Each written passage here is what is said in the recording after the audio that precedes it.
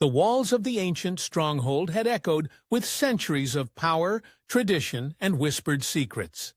But on this day, a different kind of energy hung in the air, heavy, unmoving. No reporters lined the gates, no formal announcements were scheduled. What took place was beyond protocol. This was family. And this wasn't just any family. This was the House of Windsor, stripped of ceremony, gathered in quiet expectation. Each member bracing for what they knew would be painful, but unaware of how deeply it would unravel the past, the future, and everything in between. Inside the drawing room, no one spoke.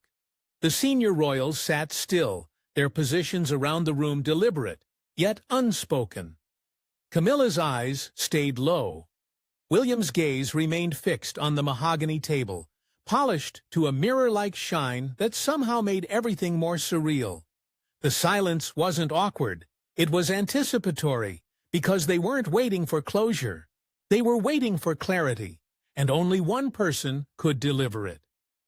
Then the heavy doors creaked open, not with grandeur, but with quiet force. Princess Anne stepped in alone. No herald, no aide, no entourage. She didn't need one. Her presence commanded the room like a seasoned commander entering a war chamber.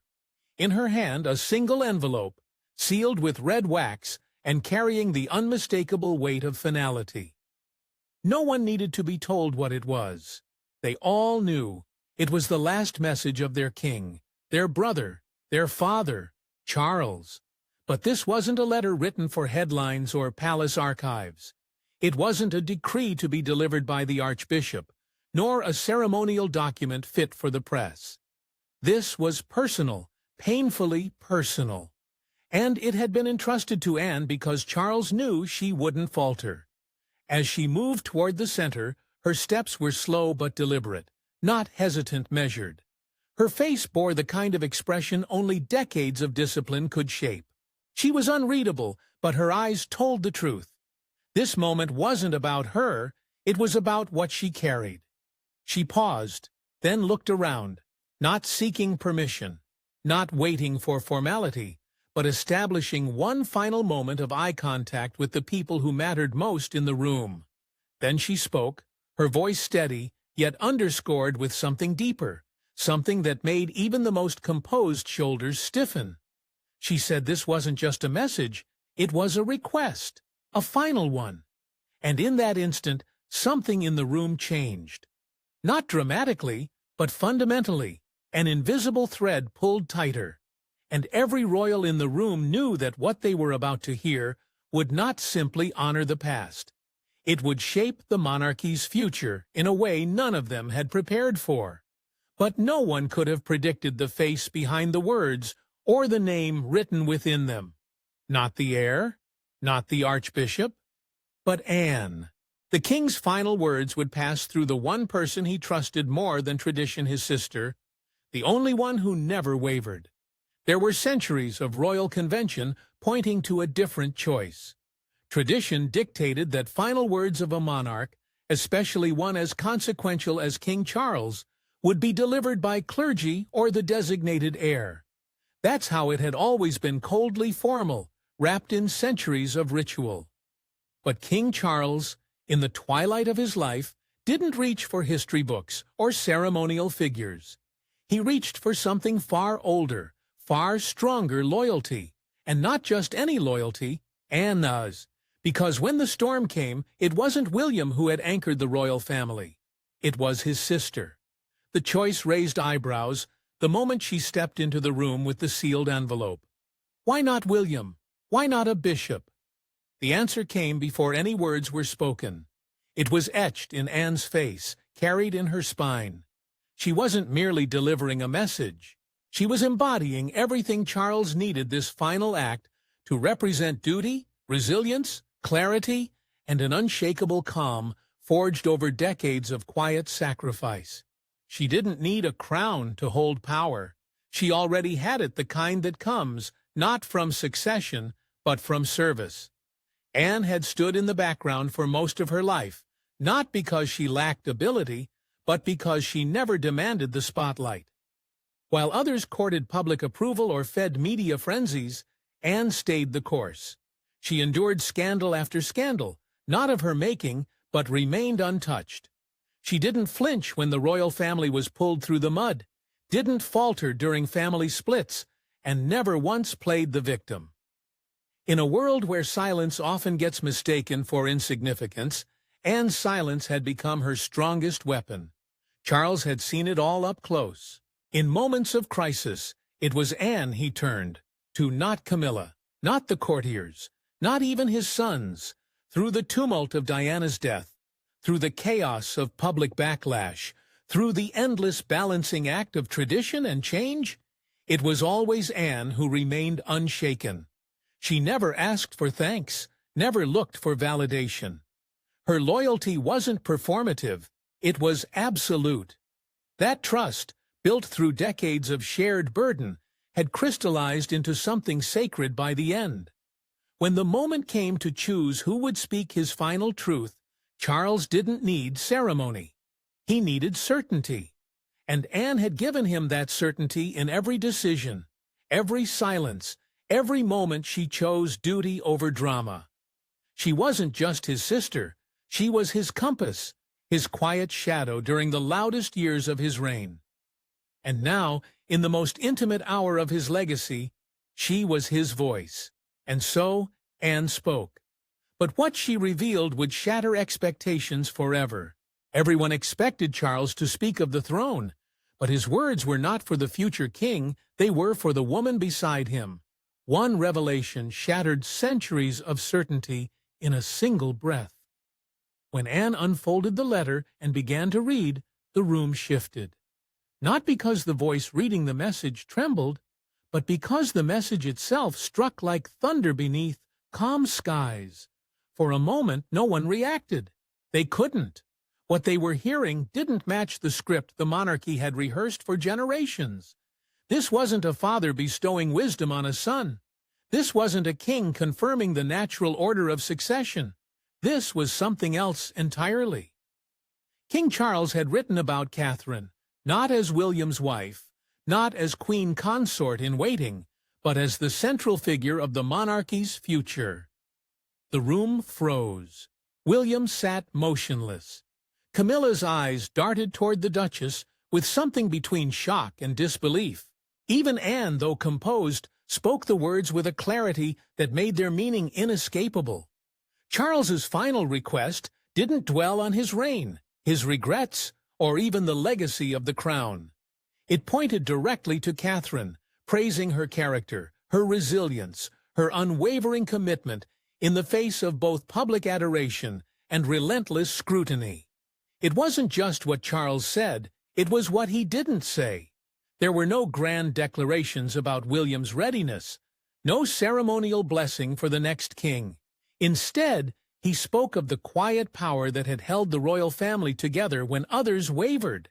He spoke of the strength found not in bloodline, but in stability, in grace, in the ability to lead not with volume, but with vision. Charles had seen it not in his sons, nor in the traditions that had shaped his life, but in the woman who had never once asked to lead, yet had proven herself more than worthy. Eyes turned slowly but surely, from William to Catherine. The shift wasn't announced, it was felt. 1,000 years of male-centered succession didn't unravel in a single line of ink, but something within it cracked deeply. Because if the king's dying words pointed to someone outside the line, then what? Did that mean for the line itself? Catherine had never sought the crown. She never needed to. Her composure, her loyalty, her strength in silence, all of it, had spoken louder than titles ever could. And now, that silence had been broken by the voice of the king himself. This wasn't symbolic, this was seismic. It wasn't about replacing William, it wasn't about denying tradition. It was about acknowledging a truth that had lingered for years just beneath the surface, that the crown, if it was to survive the modern world, needed more than inheritance. It needed trust, and Charles had given his, not to his son, but to the woman who had quietly earned it. And then came the silent storm. Prince William's collapse. It wasn't grief that broke William. It was the collapse of everything he'd been trained to expect. In that moment, royalty stopped being about blood and became about strength. For 41 years, Prince William had walked a line carved by others, his destiny pre-written, his identity shaped by crown and country. He'd memorized the speeches, endured the scrutiny, and learned the ancient scripts of kingship. Every handshake, every gaze, every pause in breath had been studied and perfected. Because one day, the crown would be his, that was never in question, until now. As Anne's voice faded and the room fell silent, William didn't speak. He didn't move, but something within him gave way, like a weight that had been carefully balanced, suddenly tipping past the point of no return. There was no gasp, no spectacle, just the silent disintegration of certainty in the eyes of a man who had spent his entire life believing he was next, believing he was ready.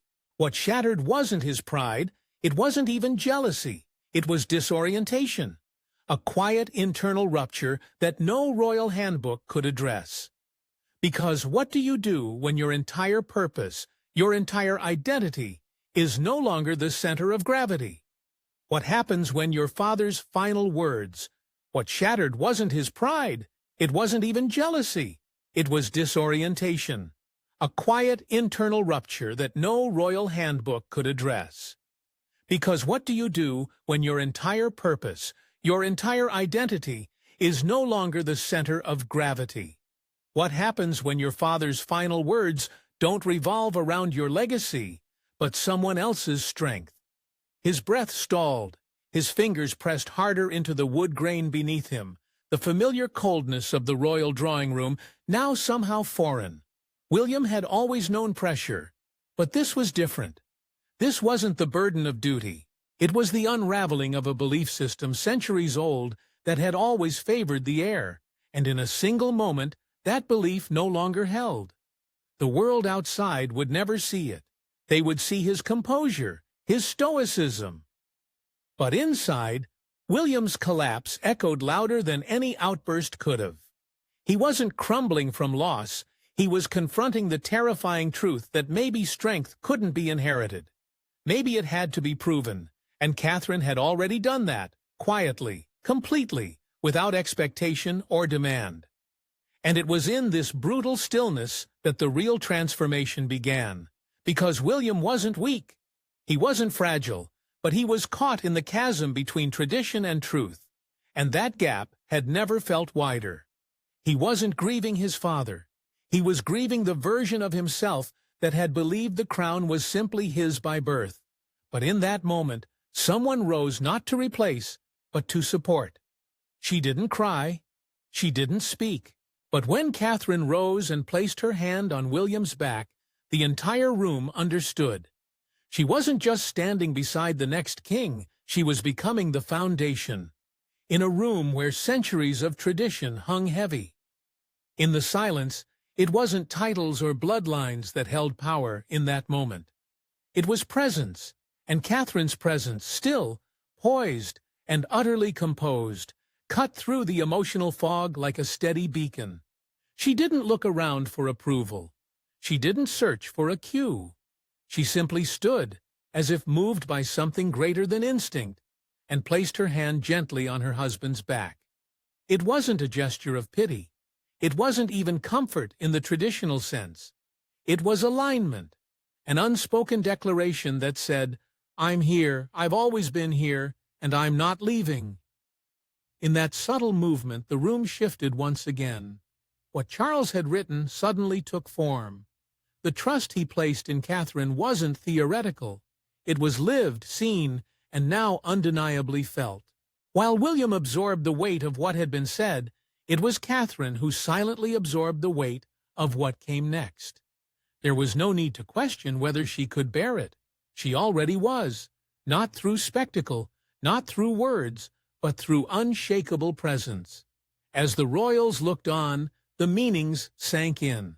This wasn't the Catherine who had entered the royal family with careful grace and modest gestures. This was the woman shaped by every quiet storm she had weathered behind palace walls. The one who never faltered through scandal, whose silence had always been mistaken for submission, but was in truth a studied calm. The woman who hadn't been born into royalty, but who had come to embody its most necessary virtues, resilience, humility, and strength without noise. She wasn't taking the spotlight. She was redefining it. Because true power, the kind Charles had seen in her, wasn't loud. It didn't need to be. It didn't demand obedience or scream authority. It simply existed, and in Catherine it radiated. As she stood there, no one questioned her role. Not anymore. The quiet acknowledgement that passed between her and Anne, between her and the others, wasn't formal. It was foundational. This was no longer about a king and his heir. It was about a legacy being passed to someone who had already proven she could carry it. Not through proclamation, but through presence. And just when it seemed all had been revealed, Anne revealed another letter. Before the world even asked the question, Queen Elizabeth had already answered it in her own handwriting. A single sentence, buried in time, revealed the monarch's true successor, not by title, but by spirit. The room was still grappling with the aftershock of Charles's final message when Anne, calm but deliberate, reached into her coat and pulled out something else. It was older, thinner, the edges yellowed and worn from years of quiet preservation. This wasn't protocol. This wasn't planned. This was a secret that had lived in the shadows of Windsor for far longer than anyone suspected. And now, as Anne, I unfolded the delicate paper with a reverence no one questioned. History prepared to speak again, this time through the late Queen herself. Anne's voice was softer now, but carried an entirely different kind of weight. The note was handwritten, elegant, unmistakable, and deeply personal. Just one sentence, no royal seal, no elaborate phrasing, just a quiet declarations penned in Elizabeth's own hand. She will be the pillar that holds it all together. The room didn't need clarification. Everyone knew who she was, and in that instant, the legacy that had seemed to shift in Charles's final request now crystallized into something bigger, something transcendent. Catherine hadn't just gained Charles's trust in his final days. She had carried the blessing of a queen long before anyone realized she was being watched. What made the note more powerful than any royal decree wasn't just its author, it was its timing. Queen Elizabeth had written it years before her passing. Years before Charles's health began to decline. Years before public conversations about succession had ignited. This was not a last-minute endorsement. It was foresight, the kind of intuition honed over a reign that spanned 7 decades and more crises than most monarchs face in a century.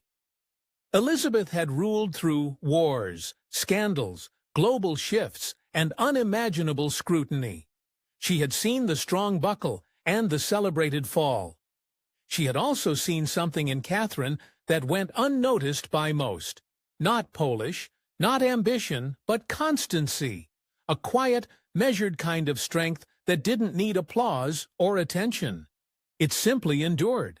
And that endurance, Elizabeth knew, was the single most valuable quality a monarch could possess in a world that was growing louder, harsher, and more unpredictable. The Queen didn't live to see the monarchy evolve beyond her son, but she anticipated the evolution. And rather than cling to bloodline tradition, she identified character. That note wasn't sentimental, it was prophetic. It echoed not just the future she hoped for, but the one she believed the crown would require. In that moment, as the room collectively absorbed the meaning behind those 10 simple words, everything became clearer. Catherine hadn't been chosen in haste. She had been recognized in silence, years before anyone else was brave enough to say it aloud. A monarch had seen her, and now the monarchy was following her lead. To understand why Catherine was chosen, we must look at where she came from. She wasn't born royal, but she was born ready. While others inherited crowns, Catherine earned her strength through every quiet moment that shaped her far from the spotlight. In a family grounded not in titles, but in effort, Catherine Middleton's story began in the quiet lanes of Berkshire. There were no gates, no guards, no ancestral legacies etched into stone. What she had instead was something more enduring roots. Her parents, Michael and Carol, built a life from the ground up. No aristocratic blood, no silver spoons, just discipline, persistence, and the kind of dignity that doesn't come from inheritance, but from intention. It was in this ordinary setting that Catherine learned something extraordinary: how to carry herself without needing to be carried. From the very start, there was a stillness in her, not of inaction but of awareness. She didn't chase attention. She didn't seek applause, but she noticed things, understood timing, respected silence. While the world chased noise, Catherine leaned into nuance. At school, she was known for her grace under pressure, her ability to remain composed when others unraveled. Her success wasn't built on dominating the room, it was built on understanding it. That rare self-possession, cultivated not by handlers, but by habit, would later become her crown long before she wore one. Her upbringing instilled emotional discipline, and that became her armor. In a family that valued consistency over chaos, Catherine learned to hold firm when the winds changed. There were no tantrums, no spectacle, just the quiet understanding that strength doesn't always raise its voice. That kind of clarity would later stand in powerful contrast to the whirlwind of royal life, a life built on ceremony and speculation, where drama feeds headlines and missteps become scandal. But Catherine didn't bend. Not when the press circled, not when the comparisons began, not when the palace pressures whispered doubts into every public appearance. While others were shaped by the institution, Catherine walked into it already whole. Her foundation wasn't fragile. It was forged in places that cameras never reached, in small lessons. Inconsistent love, in the belief that character mattered more than class. And it's precisely those unpolished, unpublicized qualities that Charles and Elizabeth had seen. Because when the crown no longer needed theatrics, when it needed steadiness, Catherine offered something the monarchy had long been missing: substance. She wasn't trying to be royal, she simply knew how to lead. With calm, with clarity, without breaking when the eyes of the world turned harsh. Her journey didn't begin in marble halls or golden rooms. It began with a girl who learned how to rise without stepping on anyone, how to shine without blinding others, and how to endure without complaint. And in doing so, she became the kind of leader the crown didn't even know it was waiting for. But fate didn't rush her. It shaped her through love. There was no crown, no protocol, no headlines when William met her. Just trust, patience, and quiet loyalty, the very traits that would later hold the monarchy together. At St. Andrew's University, where most students were trying to find themselves, Prince William met someone who already knew who she was. Catherine didn't arrive to dazzle. She wasn't trying to impress a future king. She came to learn, to grow, and to live like any other student navigating adulthood. There were no rehearsed gestures, no royal training wheels, just two young people crossing paths far away from the gilded expectations of the palace. And in that ordinary setting, something extraordinary began. Not a love story for cameras, but a bond that would change the monarchy's future. Their connection wasn't instant fireworks. It was slow, steady, and built like all things meant to blast. Catherine didn't lean on charm or play games. She didn't angle for proximity to power. Instead, she gave William something he never truly had: the chance to be himself. And William, in turn, found in her a space to exhale away from headlines, palace walls, and the crushing legacy of his last name. They studied side by side, laughed over late meals, walked without security, breathing down their necks. It wasn't a royal romance, it was a human one. And what made it profound wasn't the passion. It was the patience. For years, Catherine withstood the pressure without flinching. While tabloids stalked her every move and paparazzi labeled her Whitey Katie, she never once lashed out. She didn't seek sympathy. She didn't issue statements. She simply waited. Because loyalty for her wasn't about timelines. It was about truth. And the truth was, their relationship didn't need to be rushed. It needed to be real. That realness became the cornerstone of everything that followed. Unlike royal matches of the past, theirs wasn't orchestrated in back rooms or arranged for political convenience. It grew from mutual respect, from shared values, and from countless private moments the public never saw. There were no contracts of expectation, no fragile alliances masked by pageantry. Their foundation was friendship, raw, tested, and unbreakable. And that, more than any ceremony, gave their union strength. Catherine's restraint during that time wasn't passivity. It was power. Every time she refused to rise to provocation, every time she chose grace over reaction, she was shaping herself into something far greater than a royal girlfriend.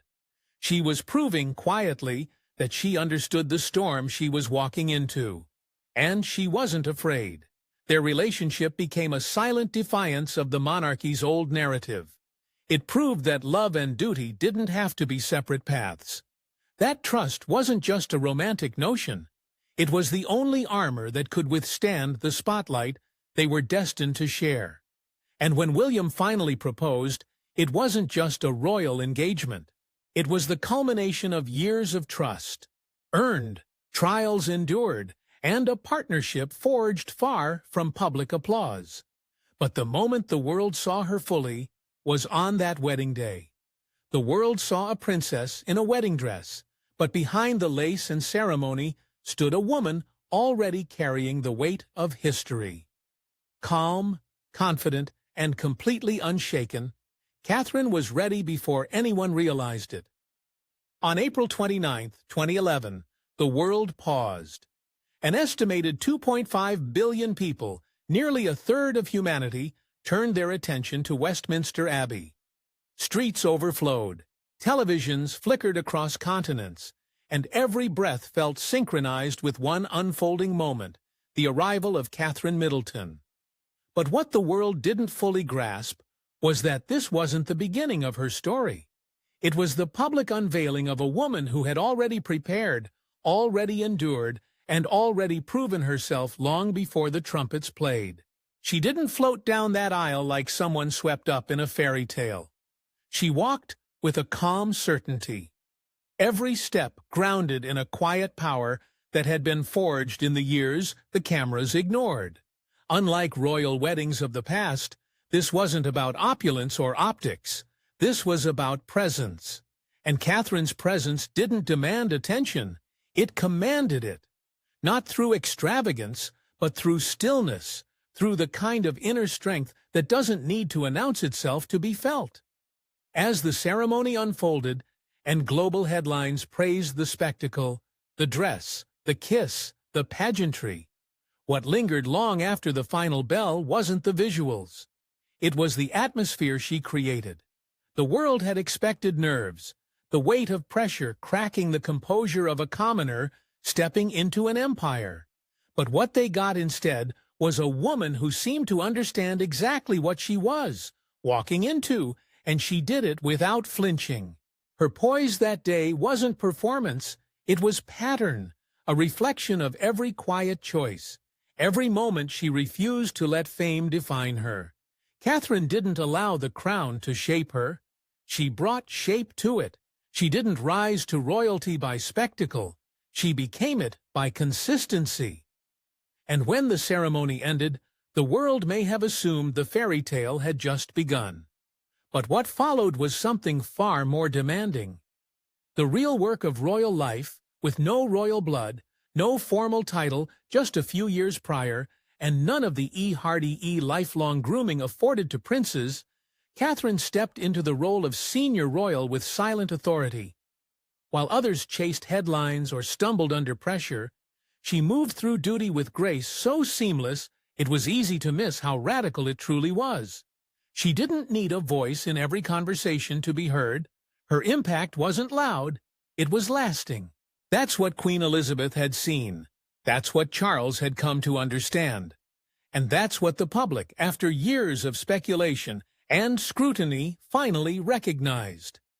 Catherine didn't conquer the crown. She became its balance. And in doing so, she didn't just marry into history, she began shaping it. And so, with one final letter, the crown's future was no longer a question of tradition. It was a matter of trust. And trust had already chosen her. Drop your thoughts in the comments section. Thanks for watching. And don't forget to like and subscribe. And we will see you in the next one.